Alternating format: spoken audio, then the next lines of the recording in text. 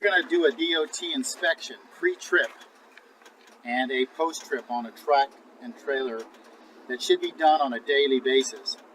We're having problems getting loads that are coming to the yard or trailers that are being dropped with bad tires or something wrong or air leaks. It's my understanding that there's drivers that are not doing pre-trips or post-trips.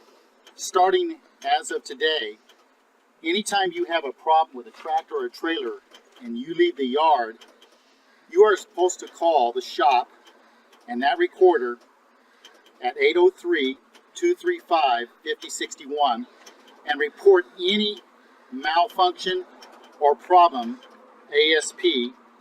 Josh Barnes will monitor it and call you, and you will write it up when you get in. He will write it up on a repair shop bill, and then we will verify at the end of the day when you come in on your post trip that this is repaired. We don't want any track or trailer ever leaving the yard with tire problems, air leaking, or brake problems, ever. We want everything to be reported on a timely basis. So let's start right now looking at this tractor and trailer. Now the first thing I'm going to do is I'm starting on the right side of the trailer, and I'm going to look at stuff and see if everything is connected correctly. When I look at this tractor and trailer, the first thing I'm going to do is I'm going to look at the tires. I'm going to look at the tires and make sure that the tires are in proper inflation. DOT states that no tire is supposed to be under 10 pounds of the rated PSI. The PSI on this trailer, this tire right here, is 110 pounds PSI. That means you are supposed to take care of this. All drivers are responsible for tractor tires and to make sure they're aired up. Now, air leaks out on a daily basis. Within 2 weeks, you will be under 10 pounds. If you're not monitoring your tires, then you are DOT non-compliant. You need to have an airline gauge that you hook up to the red line here when your truck is running and to air up your tires. You can air up your tires anywhere. In the last year, we had 3 drivers that were put out of service that would not have been put out of service if they could have aired up their tires. That is because they did not have an airline inside their truck to do it. So therefore, every driver is required to have an air gauge and airline in their truck at all times so that when you see a tire that's low, you can air it up on the tractor or the trailer. Now, when I look at this trailer right now, the first thing I notice, there are no dents or any problems with the front panel. I've seen several trailers where this right here has been cracked because drivers never reported it. That needs to be reported. Any damage to a trailer, I don't care if it's the inside here or anything on the trailer, needs to be reported immediately. If you bend a rim, you need to report it. Now when I go down here, these tires are in good condition right here. I don't see any problem with those tires at all.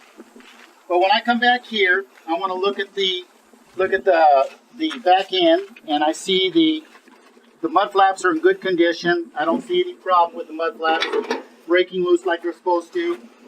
And look at that. The most important thing on a tractor is that you look at the tires and you look at the brakes. That means you have to go underneath and look. One of the biggest problems we've had in the past is drivers dropping trailers. The reason drivers drop trailers, which is totally their fault, is because they do not get out and make sure that the kingpin is completely locked around the drawbar is completely locked around the kingpin. Now, in cold weather, you will get a false reading. If you just get in the truck and you yank it a couple times thinking it's locked, what happens is the grease and your drawbar is very cold and tight, so it'll give you the appearance that you're locked. You must get out and check it every time you hook to a trailer. What happens is when you drop it, you destroy the landing gear. And we've had probably 20 pairs of landing gear destroyed because drivers have dropped the load. So get out. That's pre-trip inspection. Now when I go down, if you were to turn the lights on, you should check every marker light that they're on. Every light should be on the side here. Going back to the back here, you should check your trailer tires. You should look at all these and just make sure that there's no loose lug nuts. We had a driver go down the road with a tractor and a trailer, and he had no lug nut on there. That means he didn't bother to look if he had the lug nuts. You better make sure you have every lug nut on there, and you can usually tell by looking at them if there's been movement in the lug nuts. Then you look at the tires. These are okay right here. And then I look at the brakes on the inside, and these are okay because they're more than 1/4 of an inch thick. I see no leaking on the drums on either side. I see nothing wrong with any of the lines, and everything looks good on that axle. Now I come back to the back axle. I look at the lug nuts. Everything looks good. I see no leaking around the seal. I look at the tires. They look good. Now you can either thump them, but you can usually tell if a tire is low by looking at them. And you'll know by it, especially if it has a load on it. I come to the back. I look at the back axle. Both brakes are looking good. I see no leaking on the inside seal. And everything looks good. I come up here. License plate is secure. All the lights should be, when you turn your lights on, everything should be properly on. If there's nothing on, if something's not working, you need to report it immediately. I see this mud flap. It needs to be replaced. It should be reported. Look at this mud flap. It's tore up. It needs to be done and fixed. Okay. Coming down the line here, this is a no-no to have a winch over a tire like this. You can never have a winch over a tire, ever. It must be 30 degrees from the flat of the tire, right here, straight up, where it's coming down. That means, right here, if you put a stick and you come straight up, that's where this winch bar can go, on either side of the tire, when you're winching down. You should check your straps and report straps, which ones are bad, if it needs to be replaced. You count it. If there's 1, 2, 3, 4, 5, 6, 7, 8, 9, 10, 11, 12, then you say the 10th one is bad, needs to be replaced. And we'll get it taken care of. Or you will put it on. Now when I look at these tires, these two are in excellent condition. This one right here, and take a look at the tread, is getting real close to replace. 230 seconds on a trailer is the legal limit on a trailer. This one right here is real close to being replaced. It needs to be reported. The driver that drove this today should have said, trailer, just a second. All right. He should have called the recorder and said trailer 802, outside tire, trailer, front axle needs to be replaced, getting close to being illegal. That's what he needs to do. When I go down this trailer, I see no damage to the trailer.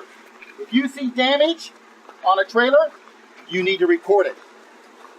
I don't care if it's current right now. You need to report it and write it up that you have damage so that we can get it repaired. Coming back to the tractor, this is technically a write-up because it's touching the thing. This is not supposed to touch anything. It's supposed to be free of all of the flooring and the headboard is not supposed to touch. Now, it was laying on there, but that's supposed to be non-touchable.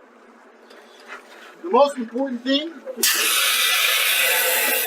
is you guys need to get these and replace these every once in a while. When you see a bad one, you replace it. 90% of the air leaks are caused by this right here, the little rubber gasket. You replace it. Some of you guys don't have these things, what we call extensions, and when you grab it right here at the end, you have a tendency to crack it. And that's the problem. This right here should be reported. It's loose. That needs to be tightened up. That needs to be reported. And if it hasn't been, it should be reported. If that's a quick fix, to take that off and refix it.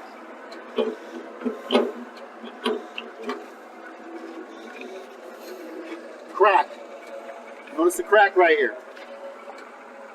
That should have been reported. That has to be welded and fixed right here. Nope, it's cracked.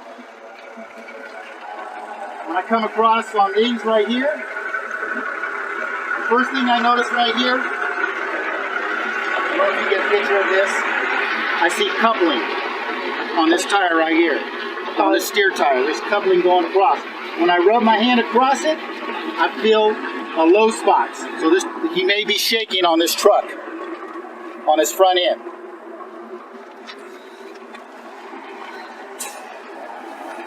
When I look at the front end, it looks okay. I don't know if all the lights are working on this tractor or trailer. If they're not, they need to be. And you need to check them. Drivers are responsible for changing out headlight bulbs and marker lights. That's something that a driver can do. It shouldn't be the shop's responsibility when you can do it that. Now,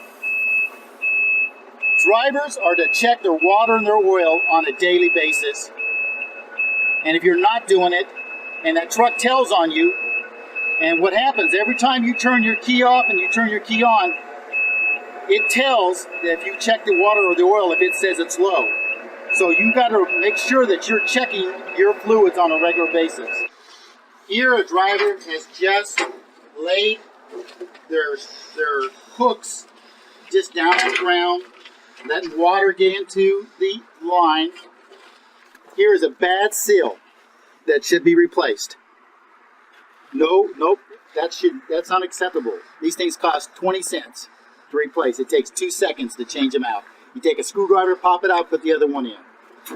These should be hooked up back into position, into their locked position to keep them dry and clean. Here's a $700+ box. Now we're using bungees to fix it. We could have fixed this, and we probably can still fix it, but somebody didn't report the box needed to be fixed. Here, the hinge is coming completely off. And we got bungees. Forklift damage not reported. And I don't understand that. Why a driver will not report damage to a tractor.